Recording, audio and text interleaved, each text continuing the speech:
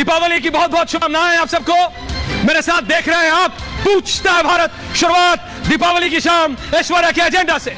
ऐश्वर्या के एजेंडा में आज बात दीपावली की तो करेंगे ही, लेकिन साथ में होगी बात प्रभु श्री राम की। जी हां, प्रभु श्री राम की बात करेंगे। वो तस्वीरें दिखा दो शर्मा, सीधा ये तस्वीरें आपसे कुछ देर पहले की है।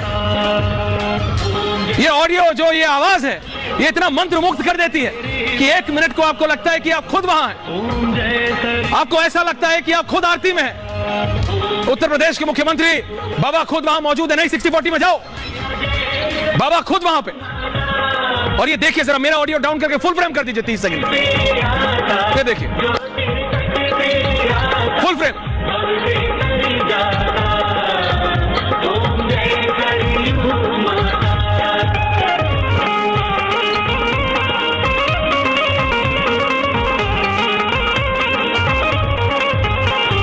कैसे अयोध्यापुरी में प्रकट हुई माता, ऋषि मुनि सब गावे, माँ तेरी गाथा। ओम जय सरयू माता, ओम जय सरयू माता, मैया जय सरयू माता। के लिए आपको ये मतलब लगता नहीं है कि आप अपने अपने घरों में बैठे हैं। ऐसा लगता, प्रतीत होता है कि हम सब वहां सरयू आरती में उसका एक भाग है, सम्मिलित है। यह संस्कृति है हमारी, और बाबा इस संस्कृति को आगे बढ़ाते हुए सभी राजनीतिक चीजों से अलग, इसमें कोई आलोचना की जगह नहीं है। और जो लोग इसमें भी आलोचना देखते हैं, फिर वो अपना रास्ता देखे मत। यह आस्था की बात, इसमें कोई राजनीति नहीं, इसमें कोई कांग्रेस नहीं, कोई बीजेपी नहीं, कोई सपा नहीं, कोई आप नहीं, कोई बसपा नहीं। ये बात प्रभु श्री राम की और दीपावली की है। मेरे साथ मेरे दो साथी इस समय वहीं जो दीपोत्सव में मौजूद हैं। एक तरफ अनामिका सिंह जी हैं, दूसरी तरफ सृष्टि पांडे जी हैं। मैं पहले आपके पास आ रहा हूं सृष्टि, और उसके बाद अनामिका आपके पास। सृष्टि, ओवर टू यू। क्या माहौल है? हम तो यहां से तस्वीरें देख रहे हैं, आप तो खुद उसका भाग है। सृष्टि, ओवर टू यू। बिल्कुल ऐश्वर्या, जैसा आपने कहा, और ये अलौकिक तस्वीर सुबह से ही हम देख पा रहे हैं। राम जन्मभूमि के रास्ते पर मैं मौजूद हूं। सृष्टि, ये व्यक्ति कौन है आपके साथ? सृष्टि, मैं रोक रहा हूं आपको। सृष्टि, ये व्यक्ति कौन है आपके साथ? मैं देख रहा हूं सुबह से, ये बहुत मधुर गा रहे हैं। ये कौन है ये व्यक्ति? मैंने देखा कई बार, इन्होंने कई अलग अलग गीत गाए। कौन है ये व्यक्ति? इनका क्या नाम है? जनता जानना चाहती है, पूछता है भारत, कौन है भाई ये व्यक्ति? बिल्कुल बिल्कुल, मैं आपको बता दूं कि ये खुद बहुत उत्साहित है, युवा है, और सबसे बड़ी बात अयोध्या निवासी है, यहीं के रहने वाले हैं, भागवत कथा का पाठ भी करते हैं। हमारे दर्शक भी जानना चाहते हैं, क्योंकि आप सुबह से हमारे साथ हैं। और मैं आपको ऐश्वर्या बताऊं कि पिछली दिवाली पर भी ये हमारे साथ थे, क्योंकि मैं यहीं पर मौजूद थी। और तब से उसके बाद ही मैंने इनसे निवेदन किया था कि आप जरूर हमारे साथ जुड़िए, क्योंकि बहुत सुंदर गीत गाते हैं और खुद इच्छा भी रखते हैं कि प्रभु राम की भूमि पर यहाँ पर आप गीत गाएं। आप खुद अपना नाम बताइए, अपना परिचय दीजिए, और एक सुंदर सा गीत आज सरयू आरती हो रही है, उसको लेकर सुनाइए। सनातन संवाहक आलोकानंद व्यास जी के नाम से मुझे लोग जानते हैं, और मैं कथा, श्री राम कथा, श्रीमद् भागवत कथा, श्रीमद् देवी भागवत कथा इत्यादि कथाएं प्रभु की सेवा करता हूं। और आज इस पावन दीपोत्सव में, पवित्र दीपोत्सव में, दिव्य व भव्य दीपोत्सव में हम सभी सम्मिलित हैं।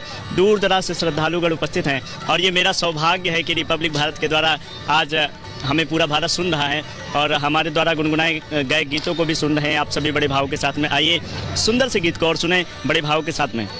नगरी हो अयोध्या सी, रघुकुल सा घराना हो,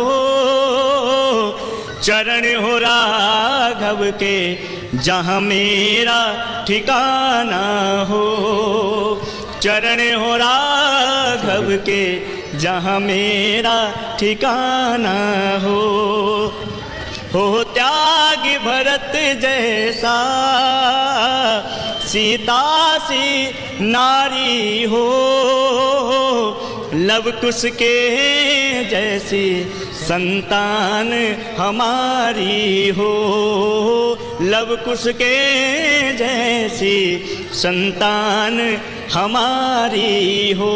और हे प्रभु, श्रद्धा हो श्रवण जैसी, और हमारे मन में जो श्रद्धा है वो भक्ति है, किस प्रकार से हो। श्रद्धा हो श्रवण जैसी, सबरी सी भक्ति हो, हनुमत के जैसी निष्ठा और शक्ति हो, हनुमत के जैसी निष्ठा और शक्ति हो। बिल्कुल सृष्टि, और हम ये सुन रहे हैं, मेरे साथ कई लोग जुड़ रहे हैं अभी। मेरे साथ मैथिली ठाकुर जी हैं, अनामिका अंबर जैन है। आप सबको दीपावली की बहुत बहुत शुभकामनाएं। मैं पहले सुधांशु जी के पास जा रहा हूं, और आज कोई राजनीतिक बात नहीं है अनामिका जी। सुधांशु त्रिवेदी जी, वो जरा तस्वीर दिखाइए वहां से, आप जी अयोध्या से वो तस्वीर दिखाइए। ये सुधांशु जी, हमने पहले भी ये तस्वीरें देखी हैं अयोध्या की, इस तरह से ये इस तरह का दीपोत्सव होता हुआ। मेरे को उठा के तस्वीर चला दो शर्मा। ये जब आप देखते हैं ये तस्वीरें, तो मैं आपसे पूछ रहा हूं, और मैं आपके अंदर के कवि या आपके अंदर का जो, जब आप दोहे बोलते हैं, आज मैं आपसे बीजेपी का कांग्रेस का कुछ नहीं पूछ रहा, मैं आपसे बोल रहा हूं, जब आप इस तरह की तस्वीर देखते हैं तो कैसा लगता है सुधांशु जी आपको? आपको तंग किया मैंने आखिरी क्षण में, इसके लिए माफी, लेकिन धन्यवाद आने के लिए। नहीं ऐश्वर्य जी, देखिए ये राम की पैड़ी है। मुझे याद आता है कि मैं एक बालक के रूप में अप्रैल 1987 में इसी राम की पैड़ी के ऊपर विश्व हिंदू परिषद की रैली हुई थी मंदिर निर्माण के संकल्प को लेकर, और उसमें हम आए थे, और उसमें जो गीत गवाया गया था, जो बड़ा फेमस हुआ बाद में, सौगंध राम की खाते हैं हम मंदिर वहीं बनाएंगे, उसकी पंक्ति थी कि जन जन के मन में राम रमे और प्राण प्राण में सीता है, हर हृदय की धड़कन रामायण पग पग पर बनी पुनीता है, यदि राम नहीं है सांसों में तो प्राणों का घट रीता है, नरनाहर श्री पुरुषोत्तम का हम मंदिर भव्य बनाएंगे, सौगंध राम की खाते हैं हम मंदिर वहीं बनाएंगे। और आज देखिए इतने लंबे समय के बाद ये चरितार्थ हो रहा है। मैं एक पहले फैक्ट कह दूं जी, एक और, हम लोग उस समय एक और गीत गाते थे, जानते क्या था, जिसमें की भावना भी थी, आध्यात्म भी था, धर्म भी था और संघर्ष का भाव भी था। हम कहते थे ये तन प्रभु राम का, मन प्रभु राम का, तो प्रेम से बोलिए जय श्री राम की, आस प्रभु राम की, श्वास प्रभु राम की, तो हर क्षण बोलिए जय श्री राम की। फिर हम लोग कहते थे लोक पर लोक यही यही मोक्ष धाम है, तो हर क्षण बोलिए जय श्री राम की। और आगे हम लोग कहते थे शासन चलाए चाहे सीने पर गोलियां, परवाह नहीं कीजिए शरीर और प्राण की, और आए आपदाएं विपदाएं भले कितनी, बनाएंगे हम मंदिर सौगंध श्री राम की। और आप देखिए इतनी आपदाओं विपदाओं को पार करके यह अद्भुत संपदा आज देश को देखने को मिली। और वो आपदा जानते क्या थी? एक दौर था मंदिर भगवान जेल में थे, जब हम कहते थे लोकतंत्र की देखो शान, बंदी बने हुए भगवान।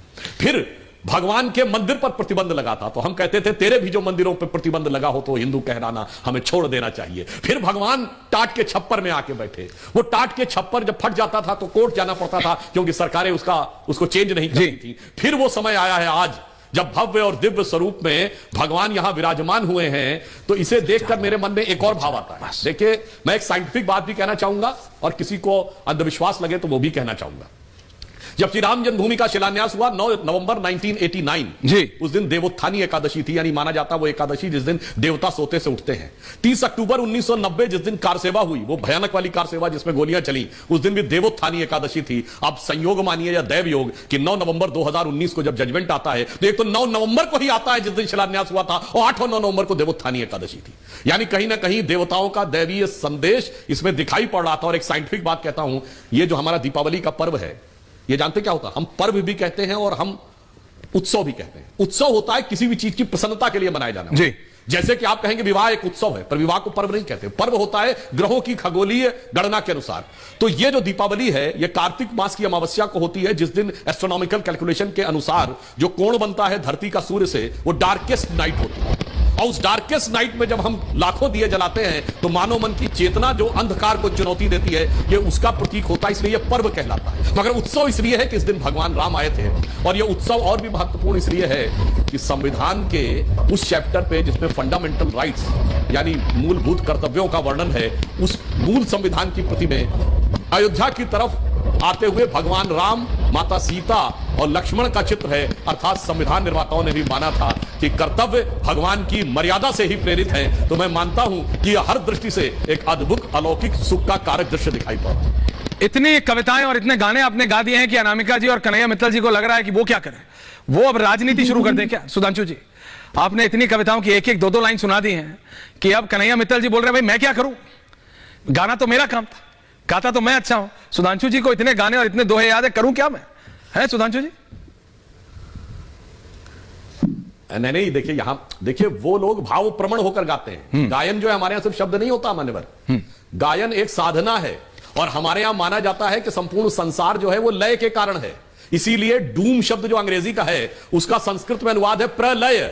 लय से पहले की स्थिति प्रलय, लय समाप्त हो गई, प्रलय हो गया। जब लय दोबारा सृजित होती है तो संसार आता है। इसलिए हमारे यहां हम एकमात्र सभ्यता है जहां हमारे सारे धर्म ग्रंथों के सारे छंदों में लिखे हैं। हमारे गणित के सूत्र भी लय में लिखे हुए हैं, छंद में लिखे हुए। बहुत गहरा विज्ञान है लय के साथ। हमारे यहां नाद ब्रह्म कहा गया है, तो ये लोग तो उसके साधक हैं। मैंने तो राजनीतिक दृष्टि से जो मुझे समझ में आता है और थोड़ा बहुत जो मेरा इस आंदोलन के साथ जुड़ाव रहा है बचपन से, उसके आधार पर मैंने बात कही। और फिर एक और बात भी मैं यहां पर कहना चाहूंगा, भगवान राम इकलौते भगवान हैं जिन्होंने अदालत में खड़े होकर खुद अपना मुकदमा लड़ा है। बहुत से लोगों को नहीं पता होगा, one of the respondent was Shri Ram Lalla विराजमान।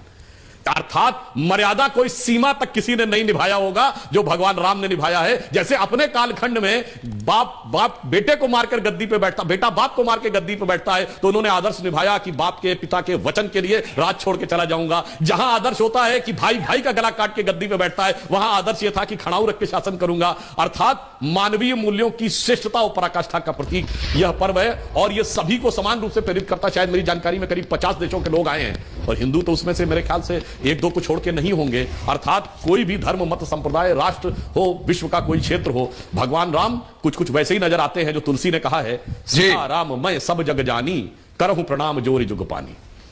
सुधांशु जी, और इसी पे मैं यह चाहता हूं कि आप 2 मिनट रुकें। मेरे को पता आपको जाना, लेकिन कन्हैया जी, अनामिका जी आ रहा हूं। कन्हैया जी, आपका भी एक बहुत बहुत पॉपुलर गाना जो राम को लाए हैं हम उनको लाएंगे, हालांकि उस पर बहुत राजनीति भी होने लगी, लेकिन वो बहुत पॉपुलर हुआ।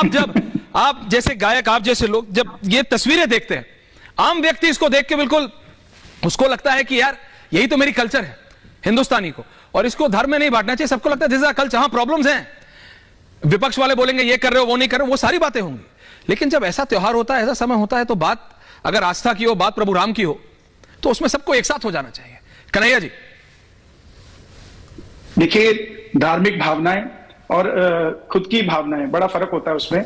और सबसे पहले शुरुआत करूंगा जो सुधांशु जी की आपने बात की कि आज वो गायक बन गए, तो बस इतना ही कहूंगा कि जब ऐसे पल हो जाते हैं तो इनके जीने का, अभी मैंने 2 लाइनें लिखी हैं इसी बात पर कि ऐसे वक्त में जो राम को प्यार करते हैं उनके ये हक बन जाते हैं, और सुधांशु जी जैसे कई राम भक्त भी गायक बन जाते हैं। तो ये कोई अलग बात नहीं है। जो जिनका हृदय खुश होता है, खुशनुमा होता है, वो अपने आप भगवान से जुड़ के भगवान की बंदगी में, भक्ति में कुछ ना कुछ गाने लग जाते हैं। तो और बात रही, ये दीपावली का त्योहार है, हिंदू मुस्लिम सिख ईसाई सबको मिलकर इसको मनाना चाहिए। भारत के अंदर इस पर्व की विशेषता रही है कि इसको व्यवसायिक तौर पे भी देखा जाए। इस समय सब राजनीति छोड़कर सिर्फ और सिर्फ हमें सेलिब्रेशंस के लिए सोचना चाहिए। और जो